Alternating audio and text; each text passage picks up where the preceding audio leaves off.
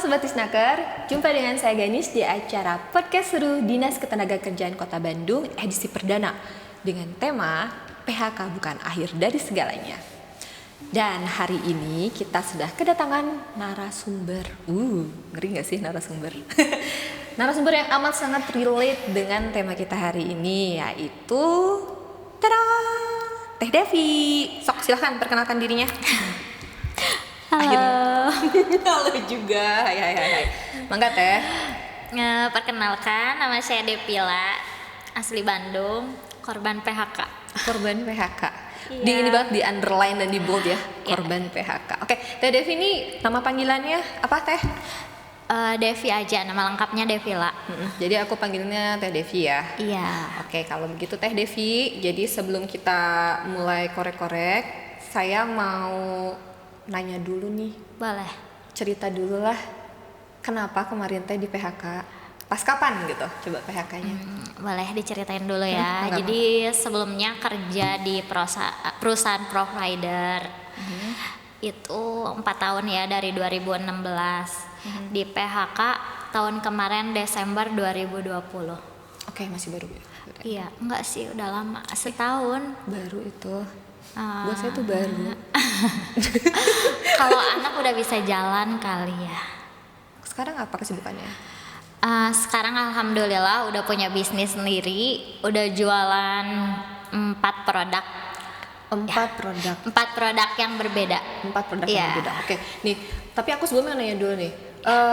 Dari PHK sampai akhirnya memulai bisnis ini, itu tuh langsung nemu aku mau bisnis ini, atau ada perjalanannya dulu nih, misalkan nyoba AIUEO dulu? Enggak lah. So, aku tuh pengen denger cerita kegagalan orang, serius deh. Karena biasanya orang tuh kalau cerita langsung aku sukses loh, aku punya AIUEO gitu kan. Nah, jarang yang cerita aku tuh gagal dulu loh sebelum sukses gitu. Nah, orang tuh biasanya cuma pengen tahu suksesnya doang kan langsung. Iya. Makanya orang tuh pokoknya mah aing mau begini. Aing dong. Gak apa-apa ya sobat.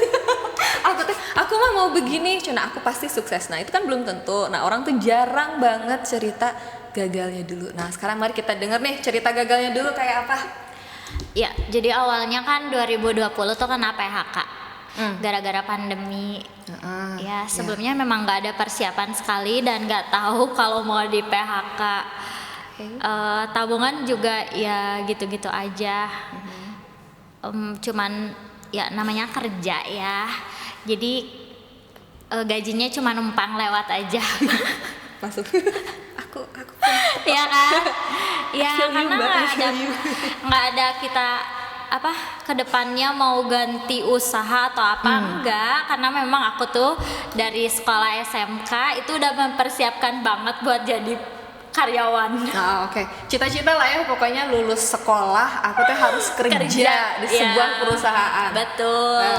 Ya. Harus kerja. Ya, karena waktu SMA tuh cita-citanya pengen kerja, pengen jadi wanita karir, pengen pengen kerja yang bisa bikin kita tuh karir pet gitulah ya. Oke, yang jelas gitu ya. Iya, yang jelas. Oke. Pokoknya pengen jadi, nggak pernah kepikiran buat wirausaha dan nggak tahu harus mulai dari mana, ya kan? Iya. Karena kalau misalnya kita udah mindsetnya kerja, itu wirausaha tuh pasti mikirnya kudu aya modal gitu kan. Modalnya balik lagi pasti ke duit dari mana? Gaji aja plus ya enggak? plus. Aku sama nih kalau Makanya plus-plus waktu kerja tuh cuman mikirnya mudah-mudahan tahun depan naik gaji. Iya. Cuma itu aja sih mikirnya, nggak ada persiapan sama sekali. Nah, waktu kena PHK itu down pasti, nggak mungkin nggak down ya kan. Bingung juga, terus ya sedih lah ya, sedih banget, apalagi apalagi pasti. memang kan di balik masalah pekerjaan juga ada masalah keluarga juga gitu. Dan aku yakin juga nggak semua orang tuh punya cerita sedihnya masing-masing, ya kan. Cuman masa sih kita hanya fokus sama kesedihan? Ini nih. Iya. Kayak gini nih. Susah loh nemuin kayak gini. Oke. Sebelum lupa, aku kasih dulu kata-kata mutiara. Sok mangga. Jangan fokus sama masalah, Jangan fokus sama kesedihan, jangan fokus sama keadaan yang sulit. Kita buang energi, beneran. Ngasilin enggak ya? Iya, kalau kita fokus sama kesedihan, sama masalah, buang energi. Tapi kalau kita nyari solusi, kita keluar dari keadaan yang masalah gitu ya, yang bikin kita sulit, kita tuh bakal makin ketemu apa ya, passion kita, ketemu kelebihan kita gitu. Oke, mengeksplor ya Iya, jadinya ya. kalau kita fokus sama kesedihan, kayak bilang, aku kan kesini nih gara-gara komen ya, aku kesel banget sama orang-orang yang, iyalah, kumaha rek dapat kerjaan, lowongannya juga nggak ada gitu kan. Terus regulasi pemerintah no bener we gitu. Ya emang korbannya kamu doang, ya kan? Guys. Aku tuh kritis banget orangnya. Cuman aku ngerasa kalau komen tuh maksudnya sebelum kita ngeluh, kita tuh udah ngelakuin apa sih? Yaps, gitu. itu dia guys. Jangan banyak ngeluh, mikir kamu udah ngapain gitu hari ini. Yang ngeluh itu adalah orang-orang yang fokus sama masalah, gak akan ketemu solusinya apa. Terus aku pun begitu tes. Tapi di sini aku positif, semangat. Iya. Makasih loh kamu. Iya. Balik lagi sama PHK tadi tuh misalnya yang komen-komen itu, komen-komen kan yang di PHK tuh bukan cuma kamu aja. Yang kena dampak pandemi itu bukan kamu aja, banyak loh, yang enggak sih? Bener banget.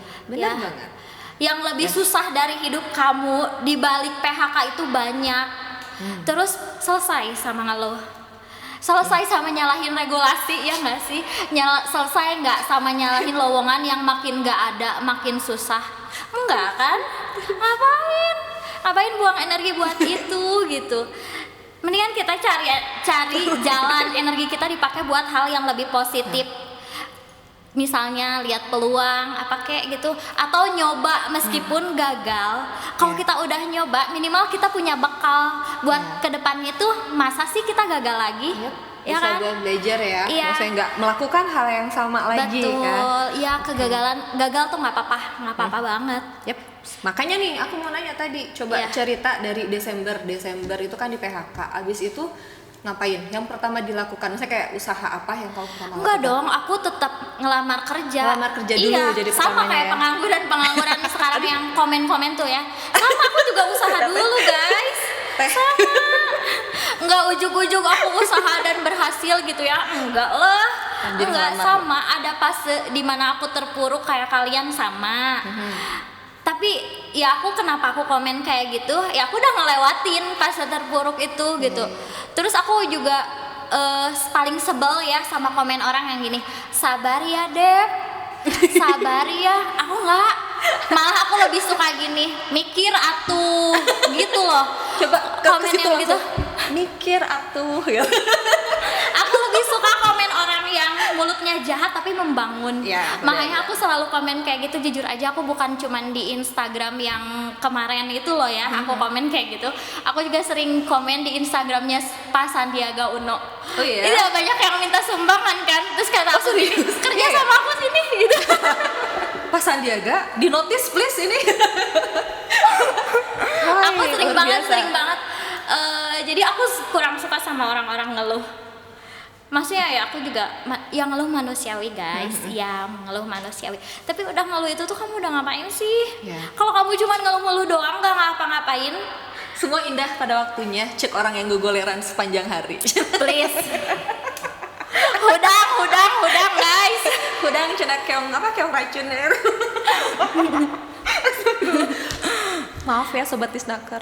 Ya aku juga waktu itu sama ngelamar kerja dulu ke beberapa perusahaan, bikin lamaran, ngabisin biaya ya kan.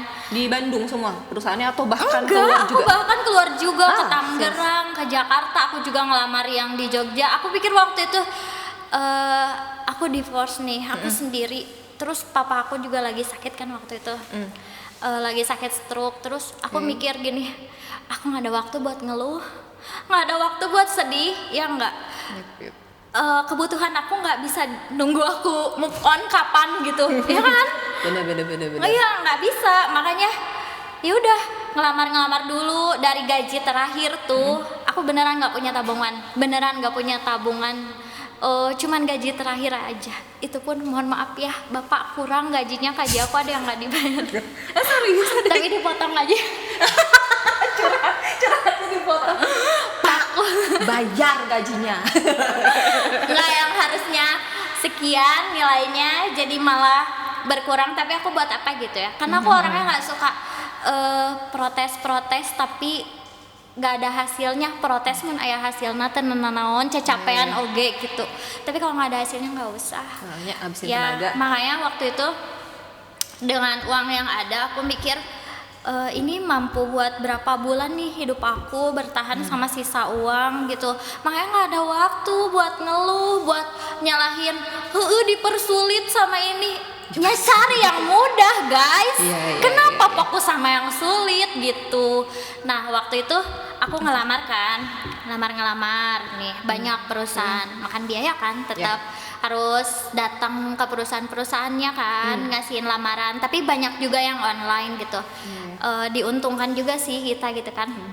Jadi setelah ngelamar kemana-mana nih ya, Iya. itu tuh berapa lama dari ngelamar itu sampai akhirnya memutuskan untuk coba peluang lain, maksudnya jadi nggak kerja di perusahaan tapi nyari jadi wirausaha kayak gitu. Nah itu berapa lama tuh? Sebulan. Serius? Iya, karena pas sebelum aku kontrak akhir hari terakhir aku kerja itu yang aku udah ngelamar kan, aku kan udah prepare gitu. Terus aku lihat nih banyak lowongan, banyak, tapi memang kesempatannya tuh dikit gitu, kayak satu lowongan yang ngelamar ribuan orang, iya kan. Terus aku mikir udahlah gitu. Orang juga lagi pada di PHK, ada nggak perusahaan yang gampang nerima karyawan? Nggak ada.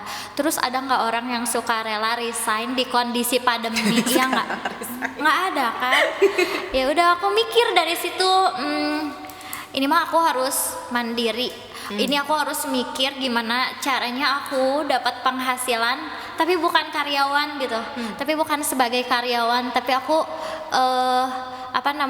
cari peluang lain. Nah dari situ aku jualan parfum dulu. Oh ya? Iya. Serius? Parfum maksudnya kayak beli di mana terus nanti dijual lagi atau? Iya, parfum Inspired namanya. Oke. Iya. Nah, terus? Terus ya lumayan sih dari situ. Jadi pas udah PHK aku kan ngukur nih uang aku berapa, itu cukup buat bertahan hidup berapa lama kan. Terus aku nekat dipakai buat usaha parfum. Awalnya ya jual ke teman-teman dulu aja yang dekat, jual dedet biasa. Jual dedet ya nggak apa-apa ya. Selama mereka happy membelinya kan nggak masalah. Selama produk kita berkualitas, dijual dedet nggak apa-apa. Karena nggak ngerugiin, karena berkualitas menurut aku. Karena aku juga harus pede dong kalau ngejual produk. Kalau produk jelek aku juga nggak mau. Tapi aku bikin karena memang aku niat serius usaha. Aku juga bikin nggak main-main. Jadi kalau kalian mau mulai usaha tuh bikin dari sesuatu yang nggak main-main gitu. Harus serius dan fokus. Nah, aku jual parfum dulu kan awalnya. Nah, udah jual parfum, terus jual lagi ini celana boxer. Celana boxer? Iya. Kenapa kepikiran jualan celana boxer? Gak serius kayak ini nanya aja ya. Iya. Kenapa gitu celana boxer? Nggak, aku lihatnya gini. Karena aku tuh orangnya ngulik ya. Nggak doyan belajar, tapi kepo. Tapi lebih keponya ke yang karena waktu itu lagi butuh duit. Waktu itu karena aku orangnya kepo kan. Aku jualan parfum terus aku pasarin di marketplace. Tapi ternyata kurang. Itu karena aku belum tahu gitu ya caranya gimana. Nah aku kan riset di marketplace tuh apa yang tinggi penjualannya. Ternyata dia lebih ke passion kan kalau marketplace. Nah aku mikirlah aku harus jualan yang passion. Terus aku punya produk boxer sama duster. Itu aku bikin sendiri. Ya. Bikin sendiri, bukan beli bisa dari mana gitu? Enggak, itu aku konveksi sendiri. Ya. Kamu tuh punya konveksi? Enggak, maksudnya aku beli bahannya. Terus nanti diinin ke si konveksi. Aku maklun ke konveksi. Ya. Itu duitnya dari mana? Bukan dari warisan, nggak ada. Terus jadi dari itu uang yang apa? Parfum. Oh, dari hasil parfum. jual dedet dari teman-teman itu. Intinya satu, jangan banyak gaya dulu. Shit man. Tong loba gaya guys. Ya bener. Itu banget sih. Tong loba gaya eta susah. Iya. Nah, udah itu kan aku udah bikin si boxer sama duster tuh. Ternyata belum jalan juga. Jadi belum kayak aku pengen gitu. Kalau misalnya aku nggak berusaha nih, pasti maksudnya kalau aku orang yang pada umumnya gitu ya, aduh enggak lah, bosen ini wirausaha berhasil ya kan. Iya kan, pasti kayak gitu. Soalnya teman-teman aku juga yang aku bilang, udah kamu wirausaha aja. Aku mah males gak bisa jualan. Aku pernah jualan tapi nggak ada yang nanya. Ya cukup segitu usahanya ya nggak sih. Terus aku nggak mau gitu-gitu aja gitu. Misalnya dari pendapatan ini cuman segini, dari segini enggak cukup buat aku. Sampai aku akhirnya pas mau lebaran itu banyak orang kan, termasuk aku sendiri kan suka ngasih uang buat ponakan aku kan. Terus lihat amplop di Indomaret. Iya, amplop yang buat amplop itu. Terus aku mikir gini, aduh, yang ngisi anak aku maha udah di PHK guys. Langsung kepikiran ya cara mengisi. Iya. Kan ponakan aku banyak, tapi aku emang suka ngasih. Maksudnya ya kesenangan aja gitu ya lihat, meskipun isinya nggak banyak. Cuman pas waktu itu aku mikir kalau misalnya ada yang bisa dikasih selain uang, apa ya gitu. Terus kebetulan aku tuh kan punya pacar. Oh. Dia tuh yang orang mindsetnya tuh sama gitu, usaha Kan. Terus pacarnya suka usaha juga. Iya, nah pacar aku tuh dia tuh sebenarnya fokusnya di trading. Oh, trading. Iya. Terus kan kita sering sharing ya, karena dia udah duluan usaha. Dia juga usaha juga sih, pernah ikut MLM, tapi dia kayak foundernya gitu. Nah aku cari pacar tuh yang ada ilmunya guys. Kalau nggak ada ilmunya nggak usah, dikasih duit aja nggak zaman. Diajarin nyari duit itu baru zaman. Iya. Tuh not lagi. Dikasih not banyak loh sama si Teh Devi ini, gila hari ini. Iya. Luar Nah biasa. aku pikir ini orang bisa, sebenarnya belum pacaran sih itu, belum pacaran. Saat itu belum pacaran. Iya belum. Ini orang bisa ngajarin aku banyak gitu. Terus dia bilang ada nih temennya bikin produk emas gitu. Terus aku bilang, sini aku minta, aku mau jualin aja sini buat ampau gitu kan, mau lebaran nih. Nah waktu itu karena kan produknya belum ada, terus aku juga nggak berani nih buat kayak sini aku beli, aku nggak ada duit, nggak ada duit yang ada juga pas-pasan. Modal serem ya gitu. Iya. Terus ya udah akhirnya aku cuma modal gambar aja. Serius? Gambar, iya.